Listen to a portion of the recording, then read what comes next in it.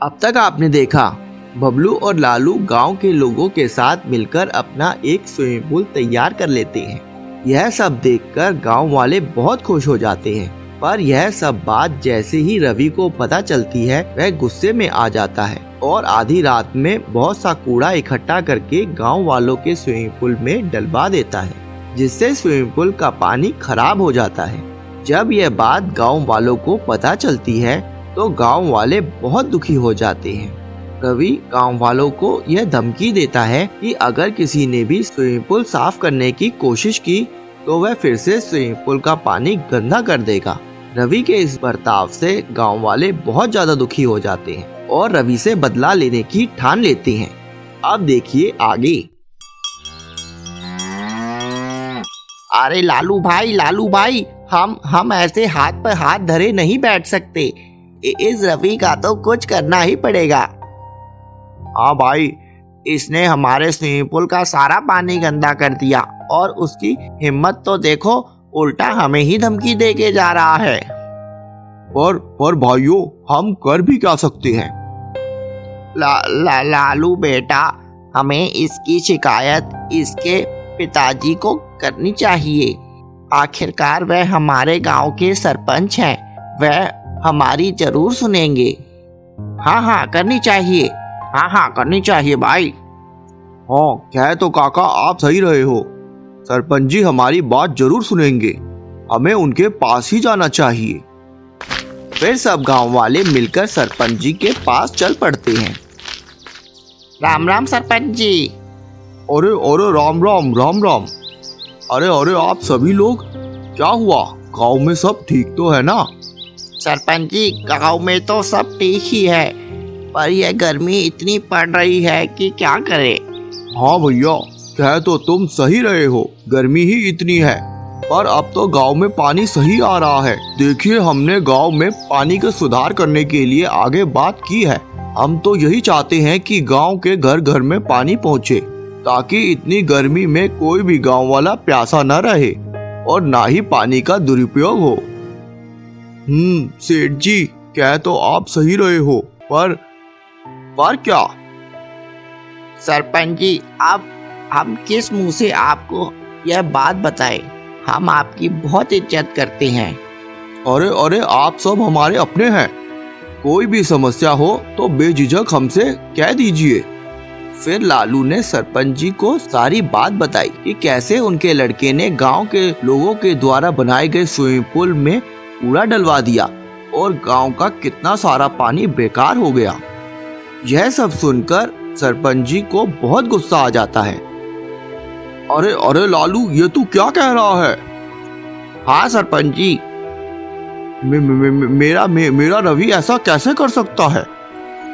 रवि तो मेरा बेटा है और उसकी इतनी गंदी सोच कि वह गांव की भलाई के बारे में ना सोचकर गांव के लोगों को परेशान कर रहा है। ऐसा कैसे हो सकता है? सरपंच जी, रवि के साथ साथ उस दिन आपके यहाँ काम करने वाले कुछ लोग भी आए थे। चाहे तो आप उन्हें यहाँ बुलाकर पूछ सकते हैं। फिर सरपंच जी ने रवि के साथ घूम रहे नौकरों को बुलाया और सारी बात पूछी। उन सब ने भी सरपंच जी के सामने सच उगल दिया। मुझे तो गुस्सा आ रहा है। मेरा बेटा होकर रवि इतनी घिनौनी काम कर सकता है।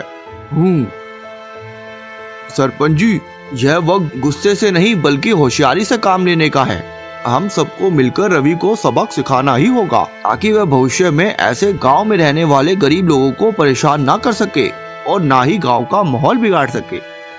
हाँ लालू, तुम सही कह रहे हो। फिर सरपंच जी सब गांव वालों के साथ मिलकर एक प्लान बनाते हैं ताकि रवि को सबक सिखाया जा सके।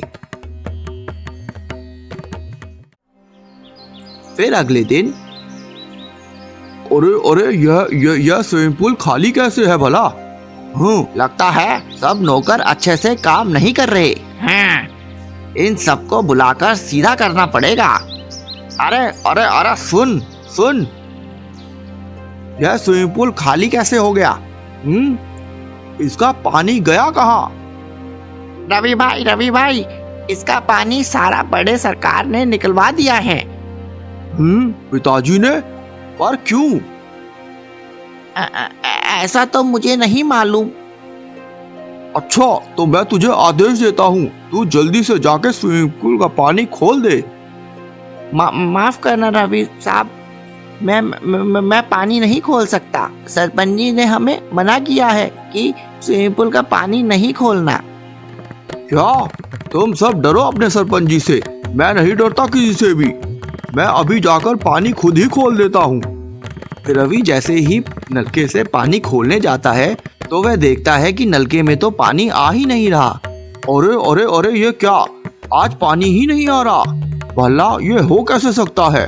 घर में पानी ही नहीं है, ऐसा कैसे हो सकता है? ऐसे ही 2 दिन बीत जाते हैं और सरपंच जी अपने बेटे के घर का पानी रुकवा देते हैं। वहीं दूसरी तरफ रवि को यह एहसास हो जाता है कि पानी हमारी जिंदगी के लिए कितना जरूरी है। रवि सीधा अपने पिताजी के पास जाता है। वहाँ सरपंच जी के पास लालू और बबलू और गांव के कुछ और लोग भी होते हैं।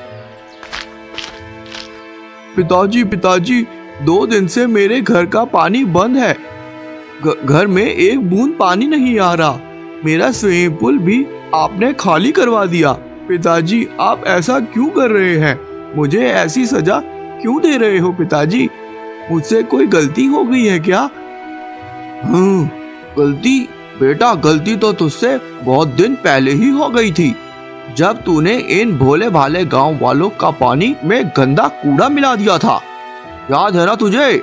क्या मैंने तुझे यही संस्कार दिए थे? तुझे अपनी गलती का जरा सा भी एहसास है कि नहीं? तुझे पता है पानी हमारे लिए कितना जरूरी है? बेटा, अगर पानी नहीं होगा हम सब मर जाएंगे, हम चाहे गरीब हो चाहे अमीर। बेटा, पानी हम सबके लिए बहुत ज्यादा जरूरी है। हाँ पिताजी, आपने मेरी आँख खोल दी। मुझसे बहुत बड़ी गलती हो गई। मैंने अपने घमंड और पैसे के लालच में आकर गांव वालों के साथ बहुत बुरा बर्ताव किया। मुझे माफ कर दो पिताजी। मुझे अपनी गलती का एहसास हो गया है पिताजी। माफी मुझसे नहीं, इन भोले भाले गांव वालों से मांग, जिसे तूने इतना दुख पहुंचाया। हाँ भाई लालू, मुझे माफ कर दे। मैं पैसे के घमंड में आ गया था। मुझे पता नहीं था कि मेरी एक भूल से इतना पानी का नुकसान हो जाएगा। भाइयों, मुझे माफ कर दो, सब मुझे माफ कर दो। फिर सभी गांव वाले रवि को माफ कर देते हैं और रवि सभी गांव वालों के लिए एक नया स्विमिंग पूल बनवाता है। सभी गांव वाले रवि के इस बर्ताव से बहुत खुश हो जाते हैं और खुशी खुशी गांव में रहने लगते हैं।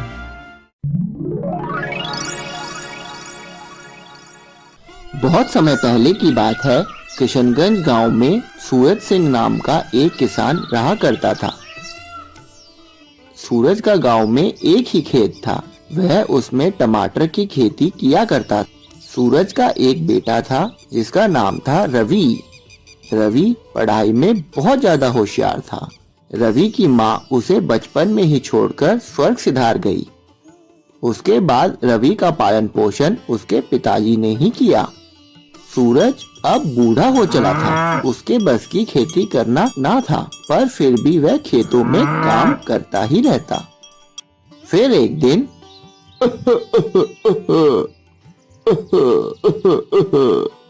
अरे, आज तो ऐसा लग रहा है जैसे मानो शरीर आराम मांग रहा हो, और ऊपर से यह खांसी है कि जाने का नाम ही नहीं ले रही है।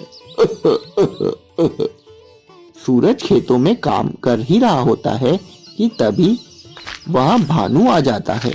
भानु वैसे तो सूरज का बहुत अच्छा मित्र था, पर अंदर ही अंदर वह सूरज के टमाटरों की खेती से बहुत ज्यादा जला करता था। वह चाहता था किसी तरह इसके खेत और टमाटरों का व्यापार उसे मिल जाए। अरे सूरज भाई, तुम्हारी तबीयत इतनी खराब है तो कुछ दिन घर में आराम क्यों नहीं कर लेते भाई? भाई, अगर आराम किया तो यह खेती कौन संभालेगा? अरे भाई सूरज, खेती तो होती ही रहेगी, और फिर अब तू इतनी बड़ी उम्र में आ गया है तो अब तेरे बस की कहाँ रही खेती करना। और तेरा बेटा रवि वो क्या करेगा घर में, उसे भेजा कर तू खेतों में। हाँ भाई भालू, मैं सोच रहा था वह कुछ पढ़ लिख कर एक अच्छी सी नौकरी लग जाए तो बस मैं भी ये खेती बाड़ी छोड़ दूं यार। अरे सूरज भाई, पढ़ाई लिखाई तो होती रहेगी, तेरी तबीयत खराब हो गई तो घर कैसे चलेगा, ऐसा सोचा है तूने कभी? चल मेरे साथ, मैं तुझे घर छोड़ आता हूँ, ये काम वाम तो होता ही रहेगा। फिर भानु अपने दोस्त सूरज को उसके घर छोड़ आता है। रात में सूरज की तबीयत बहुत ज्यादा बिगड़ जाती है और सुबह उससे खाट से उठा तक नहीं जाता। पिताजी पिताजी, आप खाट पर ही लेटी रहिए, वे वेद जी ने आपको कुछ भी काम ना करने के लिए बोला है। पर बेटा, यही तो समय है खेतों में सारे टमाटर तोड़कर बाजार में बेचने का, और इस समय अगर मैं बीमार हो गया तो कैसे काम चलेगा। हे भगवान, ना जाने क्या लिखा है इस किस्मत में। बेटा, मेरी तो हिम्मत ही नहीं खाट से उठने की। तू एक काम कर, तू अकेला ही खेतों में जाकर सारे टमाटर तोड़ लेना और बाजार में जाकर बेच आना बेटा। हाँ पिताजी, आप चिंता मत कीजिए, मैं खेत का सारा काम संभाल लूंगा, बस आप जल्दी से ठीक हो जाइए। ऐसा कहकर रवि घर से खेतों की तरफ निकल जाता है।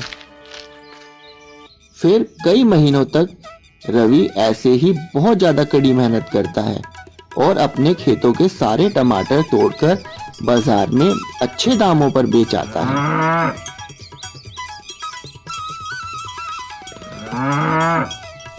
अरे वाह बेटा रवि, आज तूने अपने बाप का काम संभालकर बहुत अच्छा किया बेटा। मैं आज बहुत खुश हूँ, मेरा बेटा लायक हो गया। हाँ पिताजी, आप जल्दी से ठीक हो जाइए बस, और अब ये सब खेती बाड़ी का काम आप मुझ पर छोड़ दीजिए। फिर एक दिन गांव में एक बड़ी सी गाड़ी आती है। उसमें एक बड़ी कंपनी का एक मालिक बैठा हुआ होता है। वह गाड़ी सीधा भानु के पास जाकर रुकती है। अरे ये सूरज सिंह का घर कहाँ है भाई? सुना है उसके खेतों के टमाटर पूरे गांव में सबसे अच्छे और बढ़िया क्वालिटी के हैं। जी जी जी जी जी, सूरज का घर तो यहाँ से सीधा जाकर बाएं गली में है। फिर वह सेठ की गाड़ी आगे चली जाती है। अरे ये इतना बड़ा व्यापारी सूरज के घर, मुझे लगता है उसकी तो कोई लॉटरी खुलने वाली है। जाकर देखना पड़ेगा ये माजरा क्या है। अरे ये सूरज सिंह का घर ही है ना? हाँ जी, मेरे पिताजी का नाम ही है सूरज और मैं उनका बेटा हूँ रवि। अच्छा रवि, तुम्हारे पिताजी कहाँ हैं? जी जी जी, आइए। रवि सेठ को घर के अंदर ले जाता है। हाँ तो सूरज जी, हमने सुना है आपके खेत के टमाटर इस पूरे गांव में सबसे अच्छी क्वालिटी के हैं। दरअसल हमारी कंपनी टमाटो केचप बनाती है और हमें बहुत से अच्छे क्वालिटी के टमाटर चाहिए। आप लोग हमारी कंपनी से डील कर लीजिए और बदले में हम मार्केट से अच्छे दामों में आपसे टमाटर खरीद लेंगे। यह सुनकर सूरज और उसका बेटा रवि बहुत ज्यादा खुश हो जाते हैं और सेठ का प्रस्ताव स्वीकार कर लेते हैं। यह सब बातें दूर खड़ा भानु सुन रहा होता है। अरे ये सूरज के बच्चे का तो व्यापार दिन प्रतिदिन बढ़ता ही जा रहा है। हाँ, कहाँ मैंने सोचा था कि अब ये बीमार हो गया, अब इसके बस की काम धंधा नहीं रहेगा, पर यह तो उल्टी ही गंगा बह गई। शहर से बड़ी बड़ी कंपनियों के ऑफर आने लगे हैं। हाँ भानु, सोच कुछ यार, सोच क्या किया जाए। जिससे कि सांप भी मर जाए और लाठी भी ना टूटे। फिर कुछ दिन बाद रवि अपने खेतों में काम कर रहा होता है। अरे रवि बेटा, मुबारक हो मुबारक। तुम्हें शहर से बड़ी कंपनी में हिस्सेदारी जो मिल गई है, मैं तो बहुत खुश हूँ बेटा, बहुत खुश। हाँ चाचा जी, हाँ चाचा जी, बस आपके ही आशीर्वाद से ये सब हो पाया है। नहीं तो पिताजी के बीमार पड़ जाने के बाद हमने तो सारी उम्मीद ही छोड़ दी थी। हाँ बेटा रवि, सही बोल रहे हो। तुम्हारी तरक्की को देख के मैं बहुत खुश हूँ। पर बेटा, ये जो टमाटर तुमने फसल से निकाले हैं, मुझे नहीं लगता ये टमाटर पिछली वाली फसल से ज्यादा अच्छे हैं। अरे चाचा जी, ये क्या कह रहे हैं आप? मैंने तो इस बार पिछले बार से ज्यादा मेहनत करके यह टमाटर की फसल उगाई है। अरे बेटा रवि, तू भी अपने बाप की तरह भोला ही है। खाली फसल में मेहनत करने से फसल अच्छी नहीं होती है। तो क्या चाचा जी? मेरी बात सुन, अगर तू चाहता है कि तेरे जितने भी टमाटर उगे हैं वह और अच्छे और लाल हो जाएं, तो मेरी बात मान। यह जो दवाई मैं तुझे दे रहा हूँ, तू इन सब टमाटरों पर डाल दियो। पर चाचा जी, इससे तो टमाटरों को और नुकसान हो जाएगा ना? अरे नहीं रे मेरे भोले रवि, ऐसा कुछ नहीं होता। और फिर जब तेरे टमाटर बड़े और अधिक लाल होंगे तो उसके बदले कंपनी वाले तुझे ज्यादा पैसा देंगे। और फिर अगर तेरे टमाटर की क्वालिटी अच्छी होगी तो हर साल तुझे ही ऑर्डर मिलेगा ना। यह सोचकर रवि के मन में पैसों का लालच आ जाता है और वह तुरंत ही सभी टमाटरों में दवाई डाल देता है। अरे वाह, अब आएगा ना मजा। अब ना ये टमाटर उस कंपनी में पास होंगे और ना ही सूरज का ये व्यापार आगे बढ़ पाएगा। हा, मुझसे पंगा लेना भारी पड़ गया सूरज तुझे। देख अब मैं कैसे तेरे सारे टमाटरों का व्यापार बंद करवाता हूँ। फिर अगले दिन कंपनी के बड़े बड़े ट्रक सारे टमाटरों को फैक्ट्री में ले जाते हैं। यह सब देखकर रवि बहुत ज्यादा खुश हो जाता है। फिर अगली सुबह कंपनी के सेठ की गाड़ी रवि के खेत पर आकर रुकती है। अरे रवि, ये इतने खराब और बकवास टमाटर क्यों भिजवाए हैं तुमने हमारी कंपनी में? पर मैंने तो आपको अच्छी क्वालिटी के ही सारे टमाटर दिए थे सेठ जी। इसे तुम अच्छे टमाटर कहते हो?